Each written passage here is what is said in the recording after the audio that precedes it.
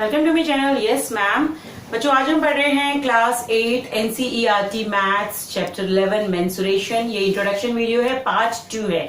First part में मैंने आपको एक्सप्लेन किया था कि आप इस चैप्टर में क्या क्या पढ़ोगे, तो उसमें थोड़ा रिकैप था कि आपको मैंने बताया था मेंसुरेशन क्या है, ज्योमेट्री और मेंसुरेशन में क्या डिफरेंस होता है। और मैंने उसमें आपको बताया था कि 2D शेप के बारे में कि 4-5 2D शेप्स थी, मैंने उसके बारे में एक्सप्लेन किया था, उनके फॉर्मुलेस बताए थे, एरिया और उनका पेरीमीटर निकालने के फॉर्मुलेस। आज हम करने वाले हैं जर्नल क्वाड्रिलेटरल क्या होता है। इस चैप्टर में आप ये पढ़ने वाले हो, उसके बहुत सारे क्वेश्चंस आएंगे और आप पढ़ोगे 3D शेप, 3 डायमेंशनल शेप जो सॉलिड शेप होती है हमारी, उनके वॉल्यूम्स और उनके एरियाज के फॉर्मूले। ओके, स्टार्ट करते हैं। जर्नल क्वाड्रिलेटरल क्या होता है सबसे पहले। अब जर्नल क्वाड्रिलेटरल सब आपको पता है कि क्वाड्रिलेटरल क्या है। क्वाड्रिलेटरल एक 4 साइडेड फिगर होती है, सबको पता है क्वाड्रिलेटरल एक 4 साइडेड फिगर होती है। तो 4 साइडेड फिगर हम ड्रॉ कर लेते हैं यहाँ पे। ओके, ये मैंने एक 4 साइडेड फिगर ड्रॉ कर ली है, क्वाड्रिलेटरल है ये। अब ये क्वाड्रिलेटरल है, लेकिन मैंने ये नहीं कहा कि ये एक पैरेललोग्राम है। ओके, ये एक जर्नल क्वाड्रिलेटरल है, बस पैरेललोग्राम मैंने नहीं बोला है। जब तक क्वेश्चन में ना दिया जाए कि find the area of parallelogram या पेरीमीटर ऑफ, तो तब तक आप उसको जर्नल क्वाड्रिलेटरल के अकॉर्डिंग ही क्वेश्चंस को सॉल्व करेंगे। अब जब क्वेश्चन में जर्नल क्वाड्रिलेटरल आ जाए तो अब उसका एरिया कैसे निकालोगे। ओके, ABCD मान लीजिए। अब ये मैंने एक क्वाड्रिलेटरल है,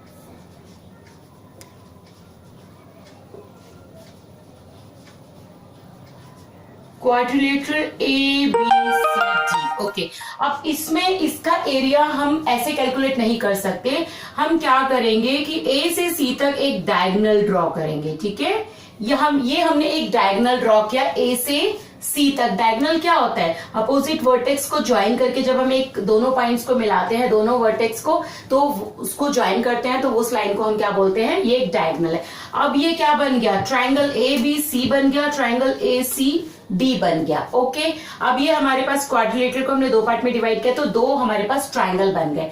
तो क्वाड्रिलेटरल ABCD में अब इसका एरिया निकालेंगे। ठीक है,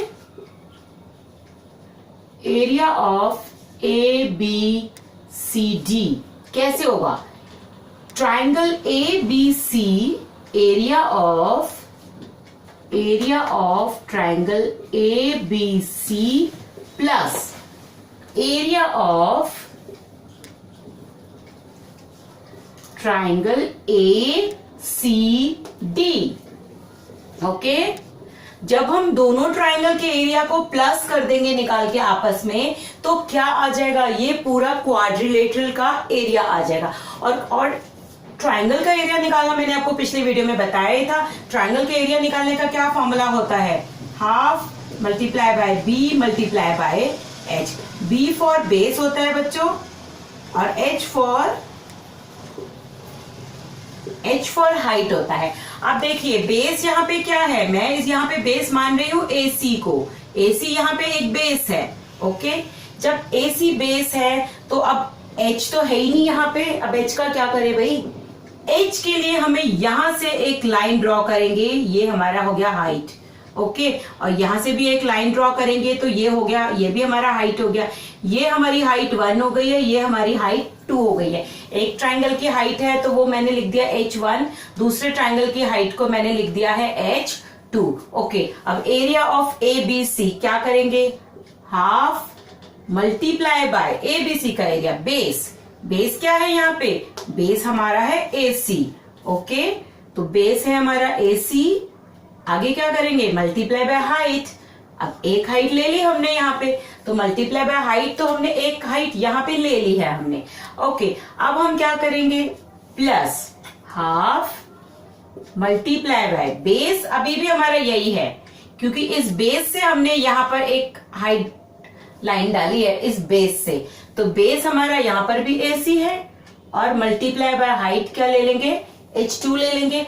अब देखिए, AC हाइट तो है, but AC is our diagonal भी तो है।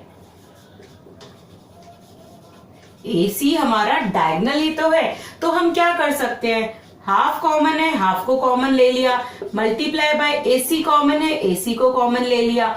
अब क्या कर सकते हैं, H1 और H2 है, तो क्या करेंगे, H1 plus H2 okay, height 1, पहले फर्स्ट ट्रायंगल की हाइट एंड सेकेंड ट्रायंगल की हाइट। तो हम लिख सकते हैं इसको AC diagonal H1 plus H2 कर सकते हैं ना, हम ऐसे भी तो कर सकते हैं। तो ऐसे डिफरेंट डिफरेंट तरीके से मैंने आपको खोल के इसलिए भी बताया कि डिफरेंट डिफरेंट तरीके से क्वेश्चंस आपको करने आएंगे।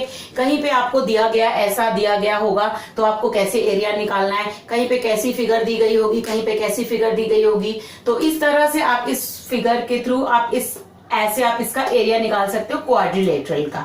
ओके, तो ये था जनरल क्वाड्रिलेटरल का एरिया। जब तक क्योंकि क्वेश्चन में मेंशन नहीं होगा तो आप नहीं उसमें पैरेललोग्राम का, रोम्बस का या ट्रेपेजियम का फॉर्मूले आप नहीं अप्लाई कर सकते। आपको जनरल क्वाड्रिलेटरल के लिए यही फॉर्मूला आपको अप्लाई करना पड़ेगा। ओके, अब हम करने वाले हैं 3D shape. Okay, 3D shapes आ गई हैं अब हमारे पास में, 3 डायमेंशनल शेप्स आ गई हैं। 3 डायमेंशनल शेप्स में सबसे पहले आ रहा है हमारे पास में क्यूब। क्यूब क्या होता है? स्क्वायर का भाई होता है क्यूब। ओके बच्चों, ऐसे ध्यान में रखो तो आपको याद रहेगा। क्यूब स्क्वायर का ब्रदर होता है। ओके, अब ये मैंने क्यूब ड्रॉ किया। क्यूब में 6, इसके कितने सरफेस होते हैं? क्यूब के 6 फेसेस होते हैं, मतलब सरफेस जो होते हैं हम उसको फेसेस भी बोलते हैं। तो 6 इसके सरफेस होते हैं। सारे के सारे सरफेस इक्वल होते हैं क्योंकि स्क्वायर का ब्रदर होता है, तो सारे सरफेस इसके इक्वल होते हैं। तो ये इसका एक एज, ये जो एज है एज, ओके, ये क्या है? इसका एज है। एज बोलो, साइड बोलो, एक ही बात है। ओके, ये भी इसका एक एज है, ये भी इसका एक एज है। तो हमने एक लेंथ ले ली, एक ब्रेड्थ ले ली और एक हाइट ले ली।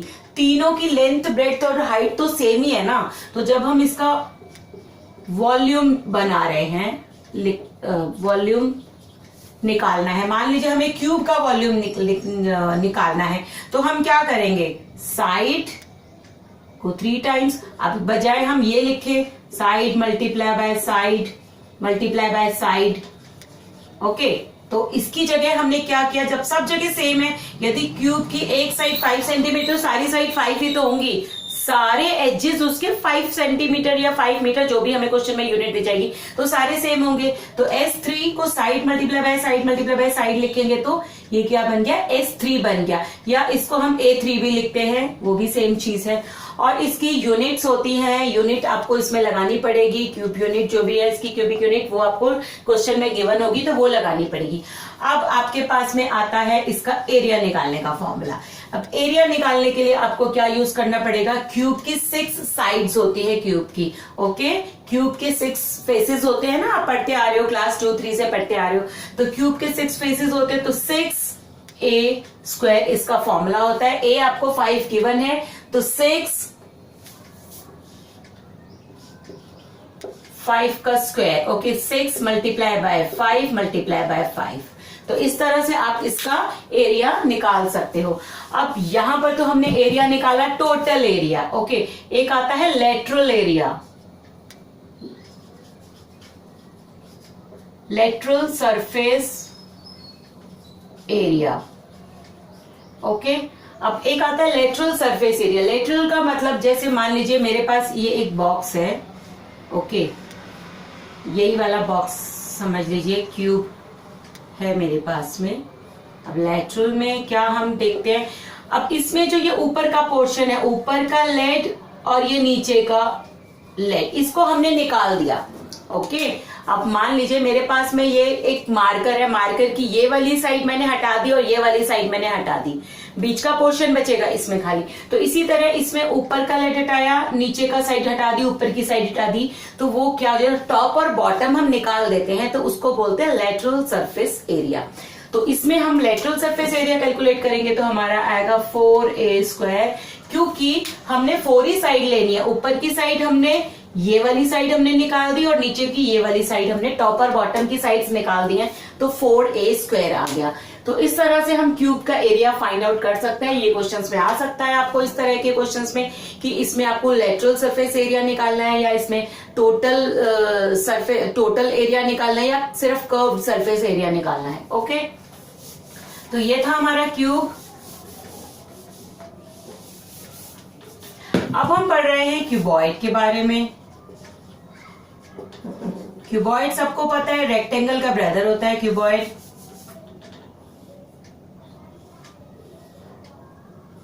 इस तरह से ड्रॉ करते हैं। ऑपोजिट साइड्स पता है आपको इक्वल होती हैं इसकी। रेक्टेंगुलर शेप में होता है ये थोड़ा, और क्यूबॉइड है, इसके फेसेस होते हैं 6 फेसेस होते हैं इसके। ओके, एजेस इसके कितने होते हैं? एजेस 12 एजेस होते हैं इसके, और इसके वर्टेक्स होते हैं 8 वर्टेक्स होते हैं।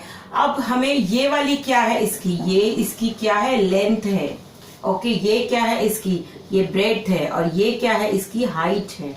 ओके, तो जब हमें इसको वॉल्यूम निकालना है तो हम लेंथ को, ब्रेड्थ को और हाइट को आपस में मल्टीप्लाई कर देंगे। L multiply by B multiply by H, तो इसका क्या निकल आएगा? वॉल्यूम निकल आता है। ओके, इसको, ब्रेड्थ को और हाइट को, लेंथ को आपस में मल्टीप्लाई करेंगे तो इसका वॉल्यूम निकल आएगा। अब हमारे पास आता है इसका एरिया निकालने का फॉर्मूला। अब एरिया निकालने के लिए हम क्या करते हैं? 2 multiply by L and B, L multiply by B plus, okay, फिर B multiply by H, B multiply by H plus, फिर क्या करेंगे? H और L को मल्टीप्लाई करेंगे, H मल्टीप्लाई बाय L। तो ये होता है इसका एरिया निकालने का फॉर्मूला। क्यूबॉइड का एरिया निकालने का फॉर्मूला 2 ब्रैकेट में मल्टीप्लाई करना है, मतलब सबको LB plus BH plus HL आपस में इन सबको मल्टीप्लाई करके सबको प्लस कर देंगे, और फिर 2 से मल्टीप्लाई कर देंगे तो इसका टोटल एरिया आ जाएगा क्यूबॉइड का। ओके, क्यूबॉइड में आपको पता है इसमें क्या होता है? 6 इसके वर्टेक्स होते हैं। ओके, और क्या कहते हैं, सॉरी 6 फेसेस होते हैं। ओके, 6 फेसेस होते हैं, 12 इसके एजेस होते हैं, और 8 इसके वर्टेक्स होते हैं। ठीक है, ओके, ये भी आप पढ़ते ही आ रहे हो। ओके, नेक्स्ट इज, अब हम पढ़ने वाले हैं सिलेंडर।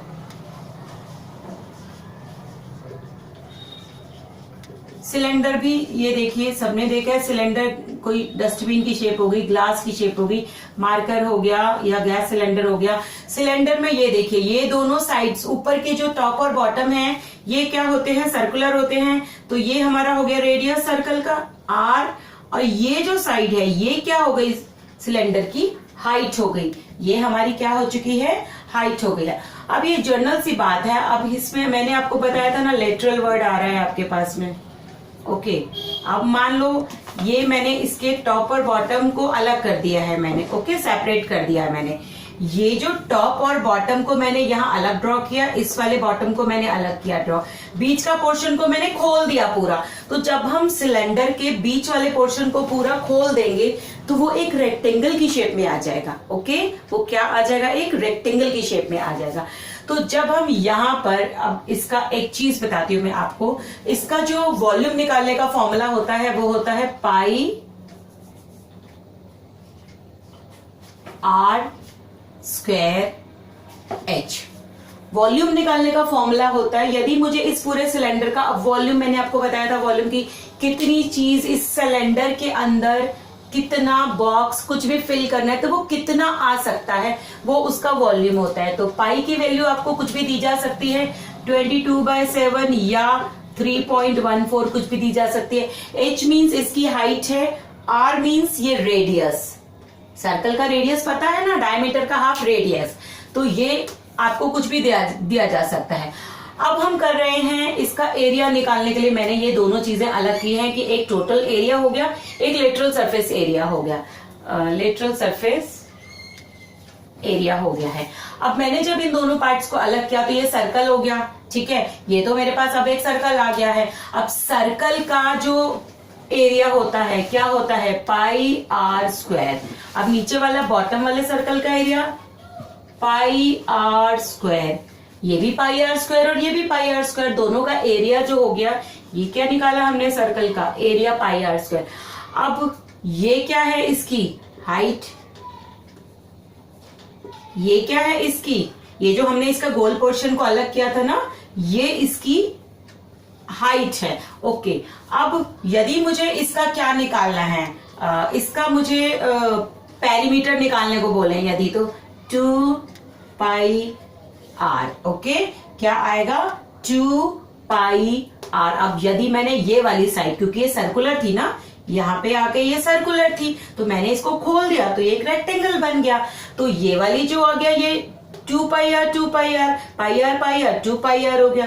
अब यदि मैं इसका निकालूं, इसका पूरा एक तरह से पेरीमीटर टाइप निकालूं तो क्या आएगा 2 पाई आर एच। इसको इससे मल्टीप्लाई तो करेंगे, पेरीमीटर बोल रही हूँ, एरिया निकालूं इसका तो क्या आएगा 2 pi R H. 2 pi are को इसकी हाइट से मल्टीप्लाई कर देंगे तो क्या आ गया 2 पाई आर एच। ओके, अब इस एरिया को, ठीक है, समझ आया, 2 pi R H. H means height, ये वाली हाइट, ये जो हाइट दी जा रही थी, 2 pi are plus total area निकाल रहे हैं। अभी हम लेटरल की बात नहीं कर रहे हैं, अभी हम टोटल एरिया निकाल रहे हैं। टोटल एरिया के 2 पाई आर एच, उसके बाद में 2 पाई आर के बाद 2 पाई आर एच के बाद में हम क्या करेंगे 2 ये वाला पाई आर स्क्वायर और ये वाला पाई आर स्क्वायर। तो कितने हो गए, कितने पाई आर स्क्वायर हो गए 2 पाई, एक सेकेंड, 2 पाई आर